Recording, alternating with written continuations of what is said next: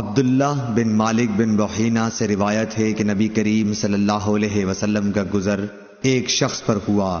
دوسری سند امام بخاری نے کہا کہ مجھ سے عبد الرحمن بن بشر نے بیان کیا، کہا کہ ہم سے بہز بن اسد نے بیان کیا، کہا کہ ہم سے شعبہ نے بیان کیا، کہا کہ مجھے سعد بن ابراہیم نے خبر دی، کہا کہ میں نے حفص بن عاصم سے سنا، کہا کہ میں نے قبیلہ ازد کے ایک صاحب سے جن کا نام مالک بن بحینہ رضی اللہ تعالیٰ عنہ تھا سنا کہ رسول اللہ صلی اللہ علیہ وسلم کی نظر ایک ایسے نمازی پر پڑی جو تکبیر کے بعد 2 رکعت نماز پڑھ رہا تھا۔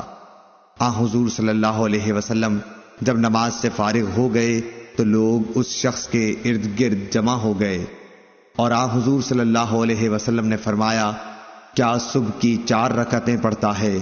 کیا صبح کی 4 رکعتیں ہو گئیں؟ اس حدیث کی مطابقت غندر اور معاذ نے شعبہ سے کی ہے جو مالک سے روایت کرتے ہیں۔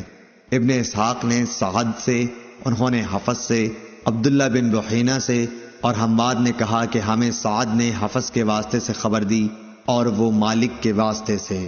صحیح بخاری حدیث نمبر 663۔